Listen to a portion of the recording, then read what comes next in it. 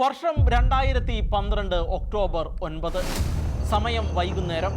സ്ഥലം ധർമ്മസ്ഥല.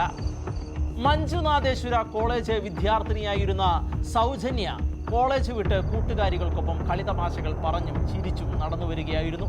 കോളേജിൽ നിന്നെത്തുന്ന അവളെ കാത്ത് അമ്മ വീട്ടിൽ ഭക്ഷണം പോലും കഴിക്കാതെ നോക്കിയിരിക്കുന്നുമുണ്ടായിരുന്നു.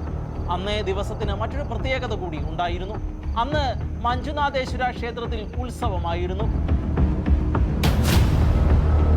സ്പെഷ്യൽ ക്ലാസ് ഉണ്ടായിരുന്നത് കൊണ്ട് മാത്രമാണ് സൗജന്യ കോളേജിൽ പോയതും പാതി വഴിയിൽ വെച്ച് അവൾ കൂട്ടുകാരികളോട് യാത്ര പറഞ്ഞ് വീടിൻ്റെ വഴിയിലേക്ക് നടന്നതും. പക്ഷേ അവൾ വീട്ടിൽ എത്തിയില്ല. പതിവ് സമയം കഴിഞ്ഞിട്ടും എത്തിച്ചേരാത്ത മകളെ ഓർത്ത് അമ്മയുടെ നെഞ്ച് കത്തി. അവളെ കാത്തിരുന്ന് മാതാപിതാക്കളുടെ കണ്ണ് കലങ്ങി. അവളുടെ വീടിന് മുകളിൽ ഇരുട്ട് പരന്നു. സൗജന്യയ്ക്ക് എന്തു പറ്റി എന്ന് അറിയാതെ പ്രിയപ്പെട്ടവർ അസ്വസ്ഥരായി. അവൾക്കെന്തോ അപകടം സംഭവിച്ചു എന്ന ഉറപ്പിൽ അവർ അന്വേഷണം ആരംഭിച്ചു. ബസ്സിറങ്ങി കൂട്ടുകാരികൾക്കൊപ്പം അവൾ നടന്നു വരുന്നത് കണ്ടവർ ഉണ്ടായിരുന്നു. തങ്ങൾ പാതി വഴി വരെ ഒരുമിച്ച് ഉണ്ടായിരുന്നുവെന്നും പിന്നീട് സൗജന്യ തൻ്റെ വഴിക്ക് നടന്നു പോവുകയായിരുന്നുവെന്ന് കൂട്ടുകാരികളും പറഞ്ഞു. ആ വഴിക്കും അവളുടെ വീടിനും ഇടയിൽ എന്താണ് സംഭവിച്ചത്? എവിടെ വെച്ചാണ് അവൾ അപ്രത്യക്ഷ ആയത്? അവൾ എവിടേക്കാണ് പോയത്? സൗജന്യയുടെ പ്രിയപ്പെട്ടവരുടെ ഉറക്കമില്ലാത്ത കണ്ണീരിൽ കുതിർന്ന രാത്രിയിലൂടെ നേരം പുലർന്നു. രണ്ടാം ദിവസം ആ വീട്ടുകാരെ തേടി ഞെട്ടിക്കുന്ന ഒരു വാർത്തയെത്തി. ധർമ്മസ്ഥലയ്ക്ക് സമീപത്തുള്ള വനത്തിൽ സൗജന്യയുടെ മൃതദേഹം കണ്ടെത്തിയിരിക്കുന്നു. അവൾ അതിക്രൂരമായ വിധത്തിൽ ലൈംഗികമായി പീഡിപ്പിക്കപ്പെട്ടിട്ടുമുണ്ടായിരുന്നു. സൗജന്യയുടെ കൊലപാതകത്തിന് ഉത്തരവാദികളെന്ന് 3 പേരെയാണ് നാട്ടുകാർ സംശയിച്ചത്. പക്ഷേ ആ കൊലപാതകത്തിന് ഉത്തരവാദിയെന്ന് കുറ്റം ആരോപിച്ചുകൊണ്ട് ഒരു ചെറുപ്പക്കാരനെയാണ് CBIയും പ്രത്യേക അന്വേഷണ സംഘവും അറസ്റ്റ് ചെയ്തത്. കേസ് കോടതിയിലെത്തിയപ്പോൾ മതിയായ തെളിവുകളുടെ അഭാവത്തിൽ ആ ചെറുപ്പക്കാരനെ കോടതി വെറുതെ വിടുകയും ചെയ്തു. ആരായിരുന്നു സൗജന്യയുടെ യഥാർത്ഥ കൊലയാളികൾ? യഥാർത്ഥ പ്രതികളെ കണ്ടുപിടിക്കുന്നതിന് പകരം എന്തുകൊണ്ടാണ് CBIയും പ്രത്യേക അന്വേഷണ സംഘവും ആ ചെറുപ്പക്കാരനെ അറസ്റ്റ് ചെയ്തത്? ഈ ചോദ്യങ്ങൾക്കുള്ള ഉത്തരത്തിന് വേണ്ടിയുള്ള അന്വേഷണം പുനരാരംഭിച്ചതും ഏറെക്കുറെ പലരും വിസ്മരിച്ചു തുടങ്ങിയ സൗജന്യ വധക്കേസിന്റെ പിന്നാമ്പുറ കഥകൾ വർത്തമാന കാലഘട്ടത്തിന്റെ ഉറക്കം കെടുത്തി തുടങ്ങിയതും ധർമ്മസ്ഥലയിലെ ഒരു ശുചീകരണ തൊഴിലാളി അടുത്തയിടെ നടത്തിയ തുറന്നു പറച്ചിലൂടെയാണ്. വർഷങ്ങളായി ഉള്ളിൽ അടക്കി വച്ചിരുന്ന രഹസ്യങ്ങൾ പുറത്തുവിട്ടതിലൂടെയായിരുന്നു അത് കേട്ട് നടുങ്ങാത്തവർ ഉണ്ടായിരുന്നില്ല. കാരണം അത്രയ്ക്കും ഞെട്ടിക്കുന്ന വിവരങ്ങളായിരുന്നു അയാൾ പുറത്തുവിട്ടത്. 100-ലധികം സ്ത്രീകളുടെ മൃതശരീരങ്ങൾ കുഴിച്ചിടാൻ താൻ നിർബന്ധിതനായിട്ടുണ്ട് എന്നും കൊല്ലപ്പെട്ട സ്ത്രീകളെല്ലാം ബലാത്സംഗത്തിന് ഇരകളായിരുന്നുവെന്നുമായിരുന്നു അയാളുടെ വെളിപ്പെടുത്തൽ. വർഷങ്ങളായി ധർമ്മസ്ഥലയിൽ നടന്നുകൊണ്ടിരുന്ന ദുരൂഹ മരണങ്ങളുടെയും അജ്ഞാത മരണങ്ങളുടെയും രഹസ്യങ്ങൾ ഓരോ ദിവസം കഴിയുന്തോറും പുറത്ത് വന്നുകൊണ്ടിരിക്കുന്നു. അതോടെ ധർമ്മസ്ഥല എന്നത് മരണത്തിന്റെ താഴ്വരയായി മാറിയിരിക്കുന്നു. ഒരുപറ്റം നരാധമന്മാരുടെ ക്രൂരതകളുടെ വന്യഭൂമിയായി അത് മാറിയിരിക്കുന്നു. ഇന്ന് നമ്മൾ പറയാൻ പോകുന്നത് ആ കഥയാണ്. ധർമ്മസ്ഥലയിലെ കൂട്ടക്കൊലപാതകങ്ങളുടെ കഥയാണിത്.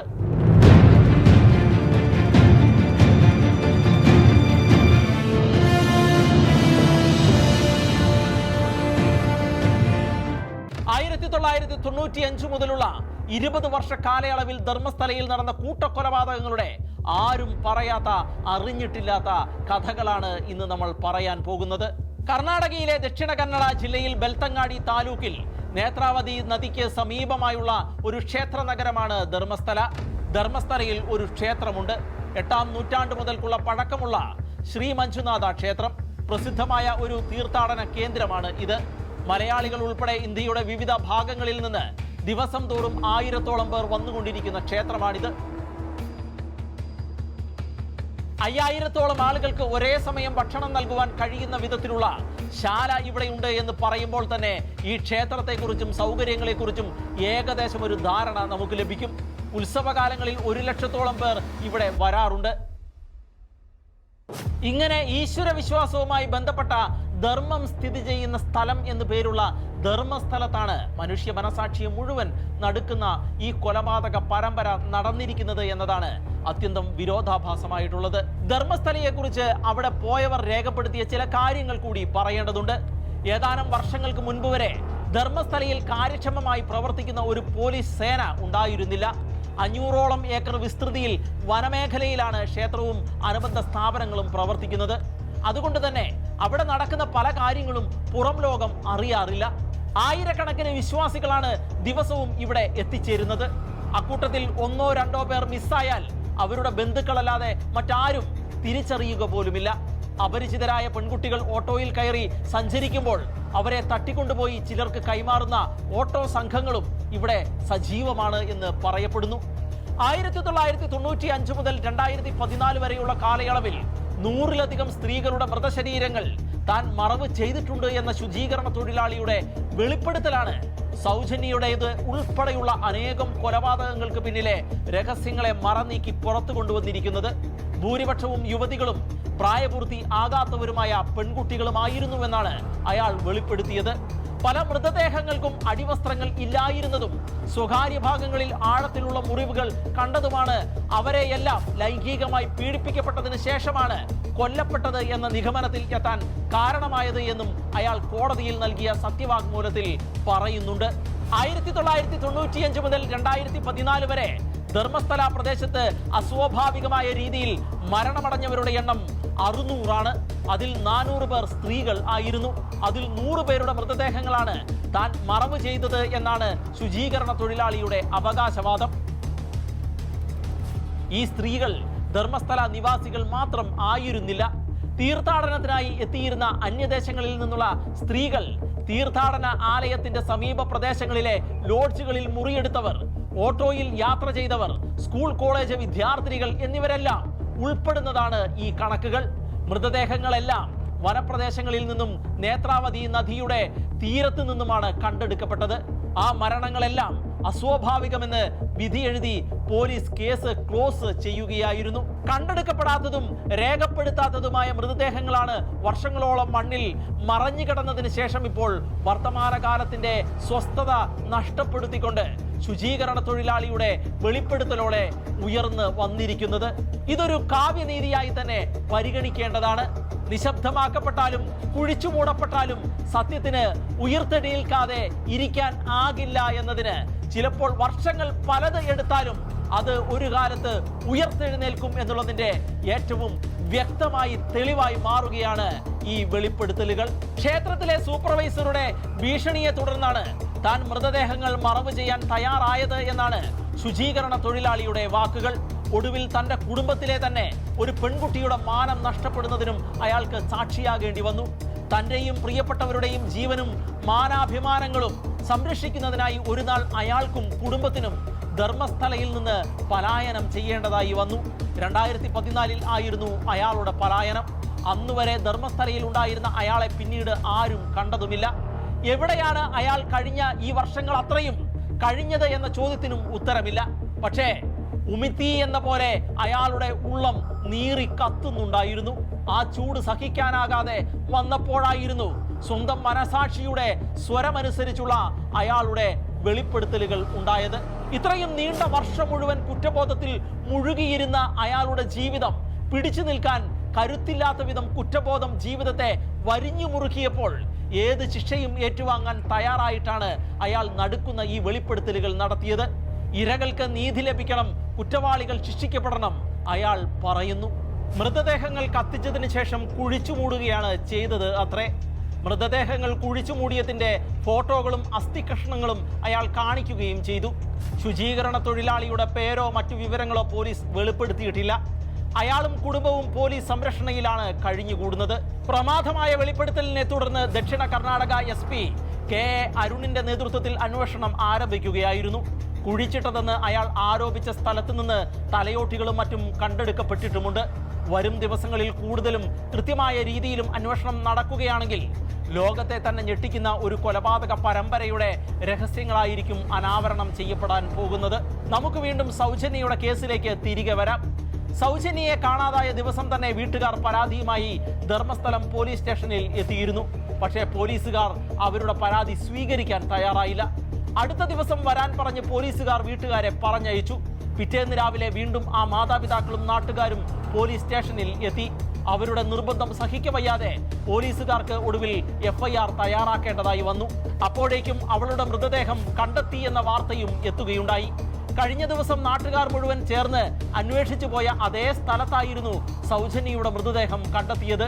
വാരിയെല്ലുകൾ തകർന്നും അർദ്ധനഗ്നയായും സ്വകാര്യ ഭാഗങ്ങളിൽ 6 ഇഞ്ച് ആഴത്തിൽ മുറിവുകളോടെയും കൈകൾ പിന്നിലേക്ക് പിടിച്ച് കെട്ടിയിരിക്കുന്ന വിധത്തിലുമായിരുന്നു സൗജന്യയുടെ മൃതദേഹം കിടന്നിരുന്നത്. മനുഷ്യനായി പിറന്ന ഏതൊരു മനുഷ്യന്റെയും ചങ്ക് തകർക്കുന്ന കാഴ്ചകളായിരുന്നു അത്. ക്രൂരമായി പീഡിപ്പിച്ചതിന് ശേഷം സൗജന്യയെ ശ്വാസം മുട്ടിച്ച് കൊല്ലുകയായിരുന്നുവെന്നാണ് ആ മൃതദേഹത്തിൽ നിന്ന് തന്നെ സൂചനകൾ വ്യക്തമാക്കിയിരുന്നത്. സൗജന്യയെ ഇടവഴിയിൽ വെച്ച് തട്ടിക്കൊണ്ടുപോയി ക്രൂരമായ ലൈംഗിക പീഡനത്തിന് ഇരയാക്കുകയായിരുന്നു. അതിനുശേഷം കൊലപ്പെടുത്തി മൃതദേഹം വനത്തിൽ ഉപേക്ഷിക്കുകയാണ് ചെയ്തത്. വീട്ടുകാരും നാട്ടുകാരും ചേർന്ന് നടത്തിയ അന്വേഷണത്തിലാണ് സൗജന്യയുടെ മൃതദേഹം കണ്ടെത്തിയത്.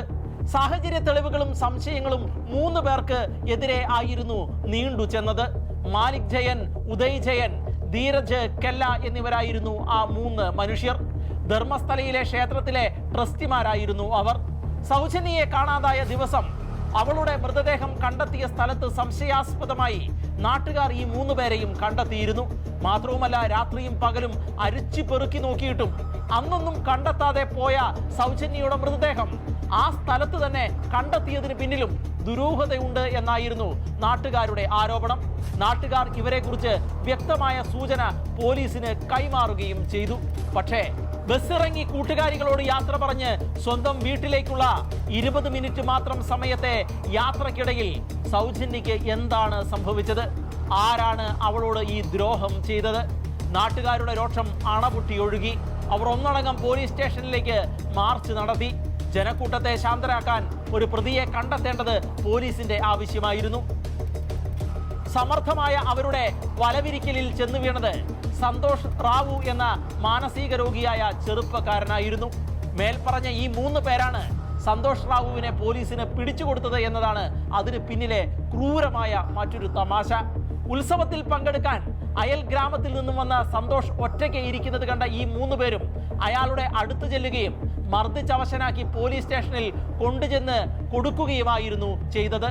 ഇവനാണ് സൗജന്യയെ കൊന്നത് എന്ന് അവർ പോലീസിനെ അറിയിക്കുകയും ചെയ്തു. പണത്തിനു മീതെ പരുന്തും പറക്കാത്ത സാഹചര്യത്തിൽ പോലീസ് പിന്നെ ഒന്നും ആലോചിച്ചില്ല.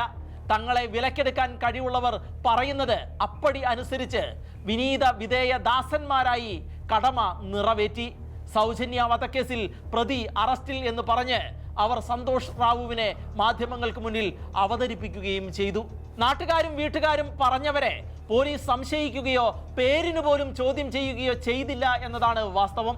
മറിച്ച് നിരപരാധിയായ ആ ചെറുപ്പക്കാരനെ അവർ പ്രതിയാക്കി മാറ്റി. അമ്പലങ്ങൾ തോറും കയറിയിറങ്ങി പ്രാർത്ഥിക്കുന്ന തികച്ചും സ്വാത്വികനായ ഒരു ചെറുപ്പക്കാരൻ കൂടിയായിരുന്നു അയാൾ. തന്നെ എന്തിനാണ് അറസ്റ്റ് ചെയ്തതെന്നോ മർദ്ദിക്കുന്നതെന്നോ അയാൾക്ക് അറിയില്ലായിരുന്നു. എന്നിട്ടും പോലീസ് പറഞ്ഞതെല്ലാം അയാൾ അനുസരിച്ചു, സമ്മതിച്ചു. അങ്ങനെ സൗജന്യയെ കാണുക പോലും ചെയ്തിട്ടില്ലാത്ത സന്തോഷ് സൗജന്യയുടെ കൊലപാതകിയായി മാറി. പോലീസ് തെളിവെടുപ്പിന് കൊണ്ടുവന്നപ്പോൾ കൊലപാതകം ചെയ്ത രീതി പോലും അയാൾ കാണിച്ചു കൊടുക്കുകയുണ്ടായി. മൃതദേഹം കാണപ്പെട്ട സ്ഥലത്ത് നിന്ന് അയാളുടെ വസ്ത്രം പോലീസ് തൊണ്ടിയായി കണ്ടെത്തുക വരെ ചെയ്തു. പോലീസ് വിചാരിച്ചാൽ നടക്കാത്തതായി എന്താണ് ഉള്ളത്? അന്തസ്സോടെ നീതി നടത്തി കൊടുക്കുന്ന പോലീസ് ഉദ്യോഗസ്ഥർക്ക് കൂടി അപമാനവും അവഹേളനവും വരുത്തി വെച്ചു കൊടുത്ത ധർമ്മസ്ഥലയിലെ പോലീസുകാരെ കുറിച്ച് കഷ്ടം എന്നല്ലാതെ മറ്റെന്താണ് നമ്മൾക്ക് പറയാൻ കഴിയുക? അറസ്റ്റ് ചെയ്ത് 3 മാസങ്ങൾക്ക് ശേഷം മാത്രമാണ് സൗജന്യ വധക്കേസിൽ പ്രതിയാക്കിയാണ് പോലീസ് മർദ്ദിക്കുന്നത് എന്ന് താൻ അറിഞ്ഞത് എന്നാണ് ആ ചെറുപ്പക്കാരൻ പിന്നീട് വെളിപ്പെടുത്തിയത്. പോലീസിന് മാത്രമേ സന്തോഷ് റാവുവിനെ കുറ്റവാളിയായി കാണാൻ കഴിഞ്ഞുള്ളൂ. കോടതിയിലെത്തിയപ്പോൾ സന്തോഷ് റാവുവിനെതിരെയുള്ള ആരോപണങ്ങൾ ഒന്നുപോലും നിലനിൽക്കുന്നതല്ല എന്ന് കോടതി കണ്ടെത്തി. മാത്രവുമല്ല, ലൈംഗിക ബന്ധത്തിന് ഏർപ്പെടാൻ അശക്തൻ കൂടിയായിരുന്നു സന്തോഷ്. അങ്ങനെ ഒരാൾ പോലീസ് ആരോപിച്ചതുപോലെയുള്ള കുറ്റകൃത്യം ചെയ്യില്ലെന്ന് കോടതി നിരീക്ഷിക്കുകയും ചെയ്തു. അങ്ങനെ കുറ്റവിമുക്തൻ ആയി എങ്കിലും പിന്നെയും പോലീസ് സന്തോഷിന്റെ പുറകെ തന്നെയായിരുന്നു. അതാകട്ടെ CBI ഉദ്യോഗസ്ഥരുടെ രൂപത്തിൽ ആയിരുന്നുവെന്ന് മാത്രം. ജനക്ഷോഭം കണക്കിലെടുത്താണ് സൗജന്യ കേസ് CBIക്ക് കൈമാറിയത്. ജനങ്ങളുടെ പരാതി മാനിച്ച് മുൻപ് പറഞ്ഞ 3 പേരെയും CBI ചോദ്യം ചെയ്തുവെങ്കിലും തെളിവുകളൊന്നും ലഭിച്ചില്ലെന്നാണ് അവർ വ്യക്തമാക്കിയത്. അവരുടെ നോട്ടവും സന്തോഷിന്റെ മേൽ തന്നെ ആയിരുന്നു. അങ്ങനെ വീണ്ടും സന്തോഷ് അറസ്റ്റ് ചെയ്യപ്പെട്ടു. CBI അയാൾക്കെതിരെ കുറ്റപത്രം സമർപ്പിച്ചു. പക്ഷേ അവിടെയും ദൈവം സന്തോഷിനൊപ്പം തന്നെയായിരുന്നു. 2023 ജൂൺ മാസത്തിൽ കോടതി സന്തോഷ് റാവുവിനെ കുറ്റവിമുക്തൻ ആക്കി. കൂടാതെ സൗജന്യ കൊലക്കേസ് അന്വേഷിച്ച പോലീസ് ഉദ്യോഗസ്ഥർക്കെതിരെ അന്വേഷണം നടത്തണമെന്നും കോടതി നിരീക്ഷിച്ചു. എന്നാൽ പോലീസുകാർക്കെതിരെയോ യഥാർത്ഥ പ്രതികൾക്കെതിരെയോ അന്വേഷണം നടന്നില്ല. ഈ സാഹചര്യത്തിൽ സൗജന്യയുടെ പിതാവ് കോടതിയെ സമീപിച്ചു. 2024 അത്. കോടതി അയാളുടെ പരാതി ഫയലിൽ സ്വീകരിച്ചു. സൗജന്യ കേസിൽ സർക്കാരിന് കോടതി നോട്ടീസ് അയച്ചു. എന്നിട്ടും കേസ് ഒരു അടി പോലും മുന്നോട്ട് പോയില്ല. കാരണം പ്രബലന്മാരാണ് കേസിന് പിന്നിൽ ഉള്ളത്. മുൻപ് പറഞ്ഞ 3 പേർ രാഷ്ട്രീയത്തിലും ഭരണത്തിലും സ്വാധീനമുള്ള ചിലരുടെ അടുത്ത ബന്ധുക്കളും സുഹൃത്തുക്കളുമാണ് എന്നത് തന്നെയാണ് സൗജന്യ വധക്കേസ് നേരിടുന്ന പ്രതിസന്ധി. തെളിവുകൾ ഇല്ലാഞ്ഞിട്ടല്ല, പോലീസ് തന്നെ ഓരോ തെളിവുകളും നശിപ്പിച്ചു എന്നതാണ് ഈ കേസിന്റെ ദുർവിധി. യഥാർത്ഥ തെളിവുകൾ നശിപ്പിക്കുകയും കൃത്രിമ തെളിവുകൾ സൃഷ്ടിക്കുകയും ചെയ്തുകൊണ്ട് പോലീസ് ഇവിടെ ക്രിമിനലുകൾക്ക് ഒത്താശ ചെയ്തു കൊടുക്കുകയായിരുന്നു. കുറ്റക്കാരനല്ലെന്ന് കോടതി വെറുതെ വിട്ടിട്ടും ഇന്ന് സന്തോഷിന് ജീവിക്കാൻ കഴിയാത്ത അവസ്ഥയാണ് വന്നു ചേർന്നിരിക്കുന്നത്.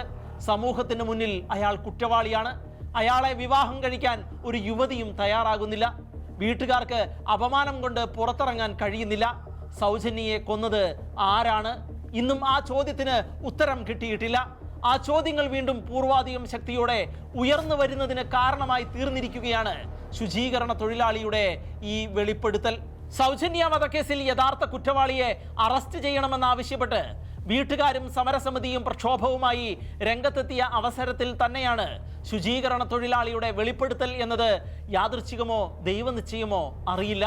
ശുചീകരണ തൊഴിലാളിയുടെ വെളിപ്പെടുത്തലോടെ ഓരോ ദിവസവും പുതിയ കേസുകൾ റിപ്പോർട്ട് ചെയ്യപ്പെട്ടുകൊണ്ടിരിക്കുകയുമാണ് എന്നതാണ് ഈ സംഭവത്തിന്റെ ഏറ്റവും പുതിയ അപ്ഡേഷൻ എന്ന് പറയുന്നത്. വർഷങ്ങൾക്ക് മുൻപ് ധർമ്മസ്ഥലയിൽ വന്ന് കാണാതെ പോവുകയോ ദുരൂഹ സാഹചര്യത്തിൽ മരണമടയുകയോ ചെയ്ത പെൺകുട്ടികളുടെ ബന്ധുക്കളാണ് പരാതികളുമായി ഇപ്പോൾ രംഗത്ത് എത്തിയിരിക്കുന്നത്. ഏറ്റവും ഒടുവിലത്തെ റിപ്പോർട്ടനുസരിച്ച് 2003 കാണാതായ അനന്യ ഭാട്ടെ എന്ന MBBS വിദ്യാർത്ഥിനിയുടെ ബന്ധുക്കളാണ് പരാതിയുമായി പോലീസിനെ സമീപിച്ചിരിക്കുന്നത്. സഹപാഠികൾക്കൊപ്പം ധർമ്മസ്ഥലയിലെത്തിയ അനന്യയെ പിന്നീട് ദുരൂഹ സാഹചര്യത്തിൽ മരിച്ച നിലയിലാണ് കണ്ടെത്തിയത്. മകളെ തിരക്കിയെത്തിയ തനിക്ക് മോശം അനുഭവമാണ് ഉണ്ടായത് എന്നും ക്ഷേത്ര പരിസരത്ത് നിന്ന് 4 പേർ പിടിച്ചുകൊണ്ടുപോയി ക്രൂരമായി മർദ്ദിച്ചു എന്നും അനന്യയുടെ അമ്മ നൽകിയ പരാതിയിൽ പറയുന്നുണ്ട്. ധർമ്മസ്ഥലയിൽ കൊല്ലപ്പെട്ടവരിൽ മലയാളി പെൺകുട്ടിയും ഉണ്ട് എന്നതാണ് മറ്റൊരു വിവരം. 1987 ധർമ്മസ്ഥലയിൽ വെച്ച് കാണാതായ പെൺകുട്ടിയുടെ മൃതദേഹം കൈകാലുകൾ വെട്ടിയ നിലയിലായിരുന്നു കണ്ടെത്തിയിരുന്നത്. ശുചീകരണ തൊഴിലാളിയുടെ വെളിപ്പെടുത്തലിനെ തുടർന്ന് പെൺകുട്ടിയുടെ സഹോദരൻ കഴിഞ്ഞ ദിവസമാണ് ഇക്കാര്യം വെളിപ്പെടുത്തിയത്. കാസർഗോട്ടുകാരായ മലയാളികളാണ് കൂടുതലും ഈ ക്ഷേത്രത്തിൽ എത്തുന്നത്. ആലോചിച്ചു നോക്കുന്തോറും ദുരൂഹത വർദ്ധിക്കുന്ന ഒരു സംഭവമാണ് ധർമ്മസ്ഥലയിലെ കൊലപാതകങ്ങൾ. വർഷങ്ങളുടെ ദൈർഘ്യവും പഴക്കവുമാണ് ഈ കൊലപാതക പരമ്പരകൾക്ക് ഉള്ളത്. അതുകൊണ്ട് തന്നെ ഒരാളോ 2 പേരോ ആണ് ഇതിൻ്റെയെല്ലാം പിന്നിലെന്ന് കരുതാൻ കഴിയില്ല. പല കാലങ്ങളിലായി പല വ്യക്തികൾ നടത്തിയ കൊലപാതകങ്ങൾ എന്നൊരു നിഗമനത്തിൽ എത്തുകയായിരിക്കും കൂടുതൽ നല്ലത് എന്ന് തോന്നുന്നു. അങ്ങനെയെങ്കിൽ തലമുറകളിൽ നിന്ന് തലമുറകളിലേക്ക് കൈമാറി വരുന്ന കൊലപാതകങ്ങളാണ് ധർമ്മസ്ഥലയിൽ നടന്നിരിക്കുന്നത്. അതുകൊണ്ട് തന്നെയാണ് ഈ മരണഭൂമി നമ്മെ ഞെട്ടിച്ചുകൊണ്ടിരിക്കുന്നത്. ഏതെങ്കിലും ഒരു സ്ഥലത്ത് ഏതെങ്കിലും പെൺകുട്ടികളെ 1-2 പേർ ക്രൂരമായി കൊലപ്പെടുത്തുന്ന സംഭവങ്ങൾ നടന്നേക്കാമെങ്കിലും 400-ലധികം സ്ത്രീകളെ പല കാലങ്ങളിലായി ചിലർ കൊലപ്പെടുത്തി ഒരേ സ്ഥലത്ത് തന്നെ മറവ് ചെയ്തു എന്ന് പറയുന്നത് നിസ്സാരമായ സംഭവങ്ങളല്ല. എന്നാൽ സ്വന്തം ജീവൻ പോലും പണയപ്പെടുത്തി ഒരാൾ അത്യന്തം വെല്ലുവിളികളും അപകടങ്ങളും നിറഞ്ഞ ഒരു സാഹചര്യത്തിൽ തെളിവുകൾ സഹിതം വെളിപ്പെടുത്തലുകൾ നടത്തുകയും അതിൻ്റെ ചുവട് പിടിച്ചുള്ള ആദ്യ അന്വേഷണത്തിൽ തന്നെ തെളിവുകൾ കണ്ടെത്തുകയും ചെയ്തിരിക്കുന്ന സാഹചര്യമാണ് ധർമ്മസ്ഥല കേസിനെ മറ്റെല്ലാ കേസുകളിൽ നിന്നും ഇപ്പോൾ വ്യത്യസ്തമാക്കുന്നത്. ഇനി കൊലപാതകങ്ങൾ സത്യമാണ് എന്ന് തെളിയിക്കപ്പെട്ടാൽ തന്നെയും പോലീസിന് മുന്നിൽ കടമ്പകൾ ഏറെയാണ്. കൊന്നവർ ആര്, കൊല്ലപ്പെട്ടവർ ആര് എന്ന കാര്യം കണ്ടെത്തുക എന്നത് ദുഷ്കരമായിരിക്കുമെന്നാണ് നിയമവിദഗ്ധർ പറയുന്നത്. കൊല്ലപ്പെട്ട ചിലരുടെ പേരുകൾ മാത്രമേ അറിയൂ. പേരറിയാത്തവരാണ് കൂടുതൽ ആളുകളും. യാചകർ വരെ അതിൽ പെടുന്നുണ്ട്. അന്യസംസ്ഥാനങ്ങളിൽ നിന്നുള്ളവർ ഉണ്ട്.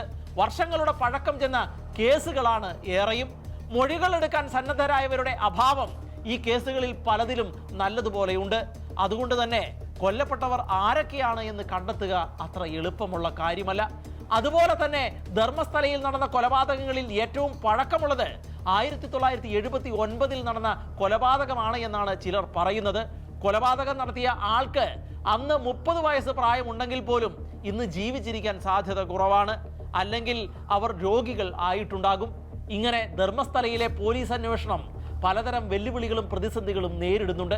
2014 മുതൽക്കുള്ള കൊലപാതക കേസുകൾ മാത്രമേ കൊലപാതകികളിലേക്ക് നയിക്കത്തക്ക വിധത്തിലുള്ള എന്തെങ്കിലും സൂചനകൾ അവശേഷിപ്പിക്കുന്നുള്ളൂ എന്നാണ് കരുതപ്പെടുന്നത്. ഇവിടെ കുറ്റവാളികളെക്കാൾ പ്രതിക്കൂട്ടിൽ കയറ്റി നിർത്തി വിചാരണ ചെയ്യേണ്ടത് പോലീസുകാരെയാണ്. പരാതി പറയാനെത്തുന്നവരുടെ പരാതികൾ പോലും സ്വീകരിക്കാൻ തയ്യാറാകാത്ത ക്രിമിനൽ സംഘങ്ങൾക്ക് അഴിഞ്ഞാടാൻ എല്ലാ അവസരവും ഒരുക്കി കൊടുക്കുന്ന പോലീസുകാർ തന്നെയല്ലേ ഇവിടെ ഒന്നാം പ്രതികൾ. അതിനുശേഷം മാത്രമേ കൊലപാതകികളും പീഡകരും വരികയുള്ളൂ. ഇന്ത്യയെ പോലൊരു ജനാധിപത്യ രാജ്യത്ത് 21ാം നൂറ്റാണ്ടിലും നിയമവ്യവസ്ഥ ദുർബലവും അക്രമികൾക്ക് കൂട്ടുനിൽക്കുന്നതുമാണ് എന്ന് വരുന്നതിൽ ഓരോ ഇന്ത്യൻ പൗരനും ലജ്ജിച്ച് തല താഴ്ത്തേണ്ടതുണ്ട്.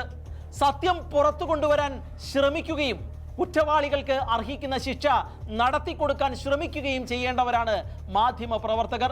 എന്നാൽ ഇത്രയ്ക്കും കിരാതവും പൈശാചികവുമായ കൂട്ടക്കൊലപാതകങ്ങൾ നടന്നിട്ടും അതുമായി ബന്ധപ്പെട്ട വെളിപ്പെടുത്തലുകൾ നടന്നിട്ടും കർണാടകയിലെ ഒട്ടുമിക്ക മാധ്യമങ്ങളും അപായകരമായ വിധത്തിലുള്ള നിശബ്ദതയാണ് പുലർത്തിക്കൊണ്ടിരിക്കുന്നത്. ഏതാനും ചില മാധ്യമങ്ങൾ മാത്രമേ പേരിനെങ്കിലും ഇതേക്കുറിച്ചുള്ള വാർത്തകൾ പ്രസിദ്ധീകരിക്കുന്നുള്ളൂ. വാർത്തകൾ നൽകിയ യൂട്യൂബ് ചാനലുകൾ പലർക്കും കണ്ടന്റ് നീക്കം ചെയ്യേണ്ടതായി വന്നു. മറ്റു ചിലത് പ്രൈവറ്റ് ആക്കി മാറ്റേണ്ടി വന്നു. മാധ്യമങ്ങളെയും സത്യങ്ങളെയും കുറ്റവാളികൾ ഭയക്കുന്നുണ്ട് എന്നാണ് ഇക്കാര്യങ്ങൾ സൂചിപ്പിക്കുന്നത്. നമ്മുടെ നാട്ടിലെ പ്രമുഖ മാധ്യമങ്ങളിൽ പലതും ഈ കേസിന് വേണ്ടത്ര കവറേജ് നൽകിയിട്ടില്ല എന്നും നിരീക്ഷിച്ചാൽ നമുക്ക് മനസ്സിലാകുന്നതാണ്. ഇത് എന്തുകൊണ്ടാണ് എന്ന് സംശയിക്കുമ്പോഴാണ് ഈ കൂട്ടക്കൊലപാതകങ്ങൾക്ക് പിന്നിലുള്ള കറുത്ത കരങ്ങളുടെ സ്വാധീനവും എന്തിനേയും വിലക്കെടുക്കാനും നിശബ്ദമാക്കാനുമുള്ള അവരുടെ ഗൂഢശ്രമങ്ങളും നമുക്ക് മനസ്സിലാക്കാൻ കഴിയുന്നത്. മാധ്യമങ്ങളെ പോലും വിലക്കെടുക്കാൻ കഴിയുന്ന ഈ കിരാതന്മാർക്കെതിരെ അതുകൊണ്ട് തന്നെ ഒരു തൂലികയും ചലിക്കുന്നില്ല എന്നുള്ളതാണ് വാസ്തവം. സത്യത്തോടും നീതിയോടും ഇത്തിരിയെങ്കിലും തുറവിയുള്ള സത്യം വെളിച്ചത്ത് വരണമെന്ന് ആഗ്രഹിക്കുന്ന ചിലരെങ്കിലും ഇതിനെതിരെ ശബ്ദിച്ചാൽ അവരുടെ പേരിൽ കടുത്ത മാനനഷ്ടത്തിന് കേസ് കൊടുക്കുക മാത്രമാണ് എതിരാളികളുടെ പതിവ്. ഇങ്ങനെയൊക്കെയാണ് കാര്യങ്ങൾ എന്നിരിക്കെ ഈ അക്രമികളെക്കുറിച്ച് എല്ലാവരും ചോദിക്കുന്ന ചില ചോദ്യങ്ങളുണ്ട്. 20 വർഷത്തിനിടയിൽ 100-ലധികം പെൺകുട്ടികളെയും സ്ത്രീകളെയും ബലാത്സംഗം ചെയ്ത് കൊലപ്പെടുത്തിയവർ ആരൊക്കെയാണ്? അവരെ നിയമത്തിനു മുന്നിൽ കൊണ്ടുവരാൻ പോലീസിന് സാധിക്കുമോ? അതോ 20 വർഷം അവരെ പരിരക്ഷിച്ചു നിർത്തിയ ഈ രാജ്യത്തിലെ അധികാര വ്യവസ്ഥ അവരെ തുടർന്നും സംരക്ഷിക്കുമോ? അങ്ങനെയെങ്കിൽ ഇവിടെ ഭരണകൂടവും നീതിന്യായ വ്യവസ്ഥയും ഉണ്ട് എന്ന് പറയാൻ കഴിയുമോ? ഇവിടുത്തെ സാധാരണക്കാരായ ജനങ്ങൾക്ക് ആര് നീതി നടത്തി കൊടുക്കും? ആര് അവരെ സംരക്ഷിക്കും? ഈ അവസരത്തിലാണ് ആക്ഷൻ കമ്മിറ്റി അംഗത്തിന്റെ വാക്കുകൾ ശ്രദ്ധിക്കേണ്ടത്. അദ്ദേഹത്തിന്റെ വാക്കുകൾ ഇപ്രകാരമാണ്: 20 വർഷങ്ങൾക്ക് മുൻപ് മുതൽ നടന്ന കൂട്ടക്കൊലപാതക പരമ്പരയാണ് ഇത്. പോലീസ് നടപടി എടുത്തില്ലെങ്കിൽ ആക്ഷൻ കമ്മിറ്റിക്കാർ നേരിട്ട് ഇറങ്ങി മൃതദേഹങ്ങൾ പുറത്തെടുക്കും. ജയിലിൽ പോകാൻ ഞങ്ങൾ തയ്യാറാണ്. കോടതിയും പോലീസും നോക്കുകുത്തികളായി നിൽക്കുമ്പോൾ നിയമം കയ്യിലെടുക്കാൻ കോടതിയിലും പോലീസിലും വിശ്വാസം നഷ്ടപ്പെട്ട ഒരു പറ്റം ആളുകൾ ഇറങ്ങിത്തിരിക്കുകയാണ് എങ്കിൽ അവരെ കുറ്റം വിധിക്കാൻ നമുക്ക് എങ്ങനെയാണ് കഴിയുന്നത്? വൈകി കിട്ടുന്ന നീതി നിഷേധിക്കൽ തന്നെയല്ലേ?